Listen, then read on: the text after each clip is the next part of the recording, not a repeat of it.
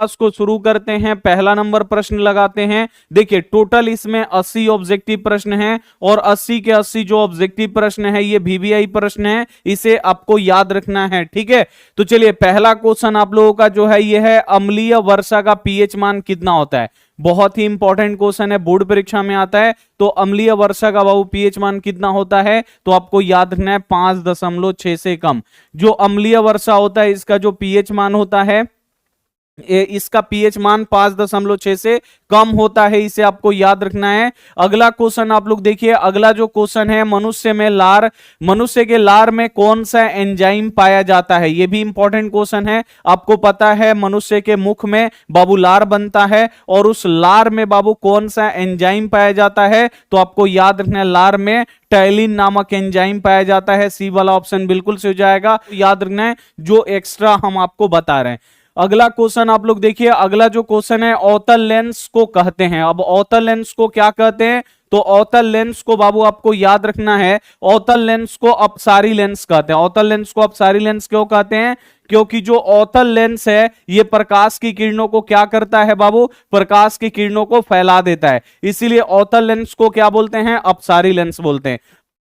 अगला क्वेश्चन आप लोग देखिए, मोटर गाड़ी के चालक के सामने कौन सा दर्पण लगा रहता है। इंपॉर्टेंट क्वेश्चन है कि जो भी लोग ड्राइवर होते हैं, मोटर चालक होते हैं, 4 चक्का गाड़ी चलाते हैं या 2 चक्का गाड़ी चलाते हैं, उनके सामने बाबू यहां पे 4 चक्का का बारे में बात हो रहा है। जो मोटर गाड़ी के सामने आप लोग देखिएगा ड्राइवर के सामने ऐसे दर्पण लगा होता है, ये कौन सा दर्पण होता है, तो ये होता है बाबू आपको याद रखना है उत्तल दर्पण। इसमें भी क्या होता है, जो ये पतला सा बाबू दर्पण लगा होता है ये उत्तल दर्पण होता है और इससे पीछे से आने वाली गाड़ियों को देखा जाता है। देखिए एक वयस्क मनुष्य के कितने दांत होते हैं, इंपॉर्टेंट क्वेश्चन है। तो एक अगर जवान आदमी है तो बाबू कितने दांत होते हैं, तो एक वयस्क मनुष्य के आपको याद रखना है 32 दांत होते हैं। जवान आदमी के 32 दांत होते हैं। आप लोग यहां पे देखिए ओजोन परत, यहां पे क्वेश्चन है कि ओजोन परत किस हानिकारक किरण से सुरक्षा प्रदान करता है। यह भी इंपॉर्टेंट क्वेश्चन है। आपको पता है कि जो पृथ्वी है, पृथ्वी के वायुमंडल में बाबू एक ओजोन परत है जो हानिकारक पारावैंगनिक किरणों से हमें रक्षा प्रदान करता है। अगर पारावैंगनिक किरण अगर सीधे हमारे स्किन पे आएगा तो सीधे हम लोगों का त्वचा कैंसर हो जाता है। उससे बचाने के लिए बाबू ओजोन परत है वायुमंडल में जो पारावैंगनिक किरणों को छानता है। वही यहां पे क्वेश्चन है कि ओजोन परत किस हानिकारक किरण से हमें रक्षा प्रदान करता है, तो आपको याद रखना पारावैंगनिक किरणों से। पारावैंगनिक किरणों से ओजोन परत हमें रक्षा प्रदान करता है, इसे आप लोग याद रखिएगा।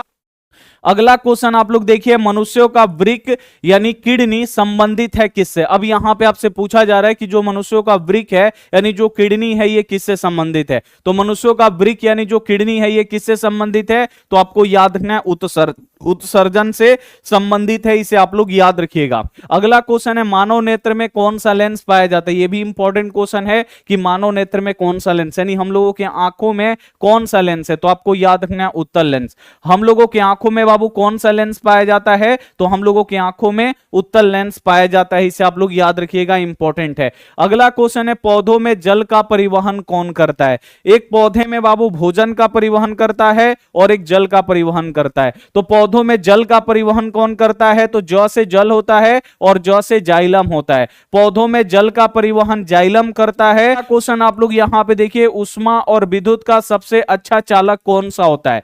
तो ऊष्मा और विद्युत का बाबू सबसे अच्छा चालक कौन सा होता है, तो आप लोग याद रखिएगा चांदी।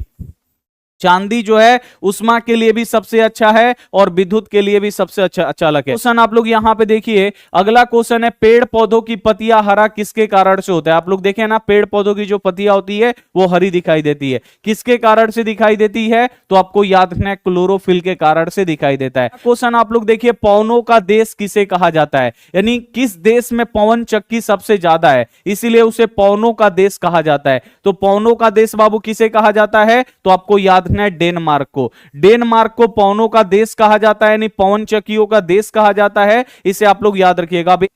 अगला क्वेश्चन है सीएफसी का पूरा नाम क्या है। तो बाबू सीएफसी का पूरा नाम क्या होता है, क्लोरोफ्लोरोकार्बन। और ये क्लोरोफ्लोरोकार्बन बाबू कहां से निकलता है? तो एसी से निकलता है, फ्रिज से निकलता है, इसे आप लोग याद रखिएगा, और बड़े बड़े जेट इंजन से निकलता है सीएफसी गैस। और ये सीएफसी गैस क्या करता है बाबू? तो ये ओजोन परत में छेद कर देता है, ठीक है ना। जो ओजोन परत होता है, पारावैंगनिक किरणों से हमें रक्षा प्रदान करता है, उसी ओजोन परत को ये छेदने का काम करता है, भेदने का काम करता है, उसको नष्ट करने का काम करता है, इसे आपको याद रखना है। तो सीएफसी का पूरा नाम क्या होता है? क्लोरोफ्लोरोकार्बन। यहां पे देखिए कहां पे लिखा है क्लोरोफ्लोरोकार्बन, यहां पे ए वाला ऑप्शन बिल्कुल जाएगा। अगला क्वेश्चन देखिए, शुद्ध सोना कितने कैरेट का होता है? जो एकदम प्योर सोना होता है बाबू, कितने कैरेट का होता है? तो आपको याद रखना है, जो एकदम शुद्ध सोना है, प्योर सोना है, ये 24 कैरेट का होता है, इसे आप लोग याद रखिएगा।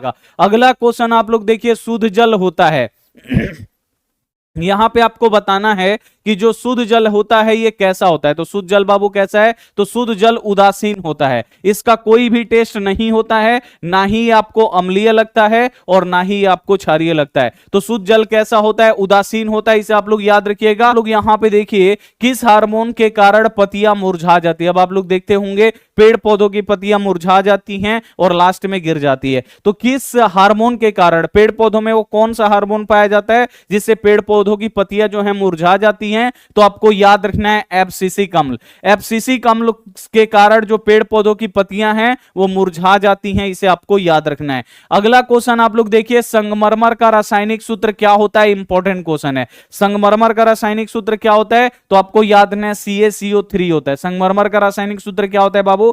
CaCO3 होता है, इंपॉर्टेंट है। ए वाला जो ऑप्शन होगा यहां पे बिल्कुल से हो जाएगा। चलिए अगला क्वेश्चन है, वास्तविक सूर्यास्त और आभासी सूर्यास्त के बीच लगभग कितने समय का अंतर होता है? आप लोग देखते हैं ना, सूर्य डूब चुका होता है लेकिन फिर भी हमें दिखाई देता है, यानी उसका आभासी प्रतिबिंब हमको दिखाई देता है, ठीक है ना। तो उसके बीच में कितने मिनट का अंतर होता है? तो आपको याद रखना है 2 मिनट का। इंपॉर्टेंट क्वेश्चन है, एक एक बाबू जो क्वेश्चन है इंपॉर्टेंट है, इसे आप लोग याद रखिएगा। वास्तविक सूर्योदय और आभासी सूर्यास्त के बीच में लगभग कितने समय का अंतर होता है? तो आपको याद रखना है 2 मिनट का अंतर होता है। क्वेश्चन आप लोग देखिए, रोगियों के नाक कान गले की जांच के लिए जांच में डॉक्टर किस दर्पण का प्रयोग करता है? यानी नाक देखने के लिए, कान देखने के लिए, गला के जांच के लिए जो डॉक्टर है वो किस दर्पण का प्रयोग किया जाता है? तो अवतल का प्रयोग करते हैं डॉक्टर साहब। बी वाला ऑप्शन यहां पे बिल्कुल से हो जाएगा। और यही क्वेश्चन आपके बोर्ड एग्जाम में पूछ देता है कि चिकित्सा क्षेत्रों में किस दर्पण का प्रयोग किया जाता है, यानी डॉक्टरी क्षेत्रों में किस दर्पण का प्रयोग किया जाता है? अवतल दर्पण का उपयोग किया जाता है।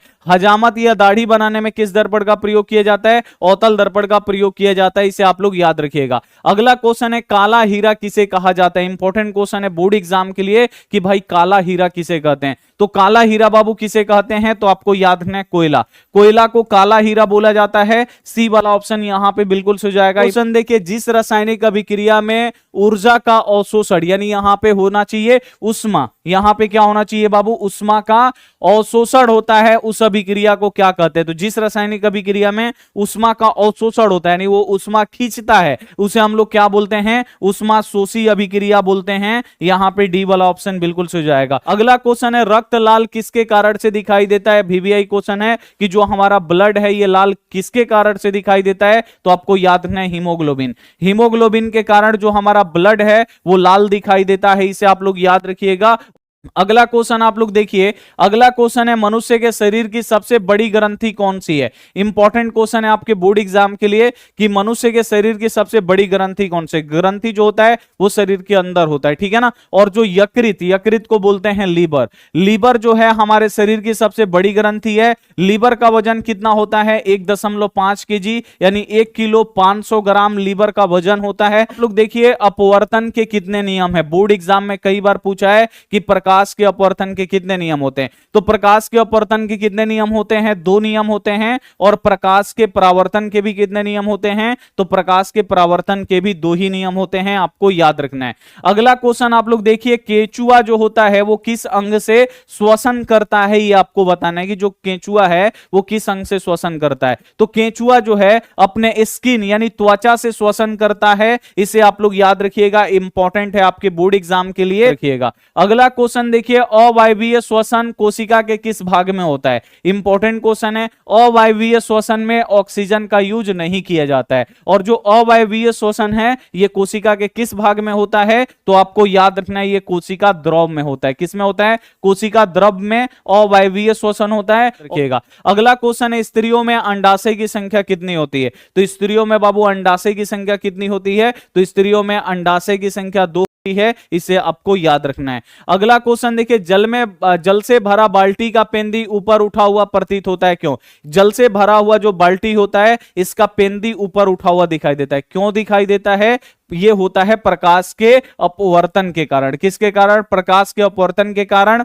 प्रकाश के अपवर्तन के नियम में जो आपतन कोण है वो किसके बराबर होता है? तो आपतन कोण आपको याद रखना है परावर्तन कोण के बराबर होता है, सभी बच्चों को पता है। और प्रकाश के परावर्तन के कितने नियम होते हैं? 2 नियम होते हैं, इसे आप लोग याद रखिएगा। अगला क्वेश्चन है, दूरदृष्टि दोष को किस लेंस के द्वारा ठीक किया जाता है? यानी दूरदृष्टि दोष अगर हो जाए तो किस लेंस के द्वारा ठीक करते हैं? आप लोग याद रखिएगा, इंपॉर्टेंट क्वेश्चन है।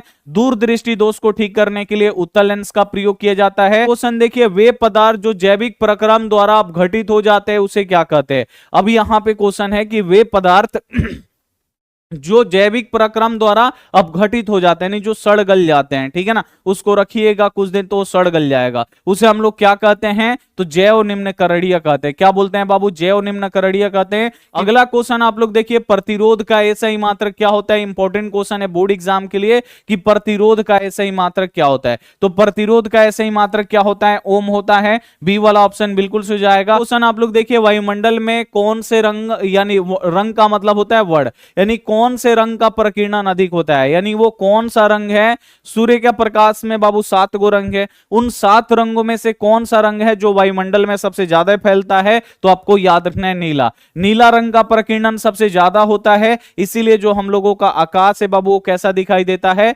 नीला दिखाई देता है, इसे आपको याद रखना है। अगला क्वेश्चन है, अनुवांशिकी के पिता किसे कहते हैं? बहुत बार ये क्वेश्चन बोर्ड एग्जाम में पूछा गया है कि अनुवांशिकता के पिता किसे कहते हैं, यानी अनुवांशिकी के पिता किसे कहते हैं?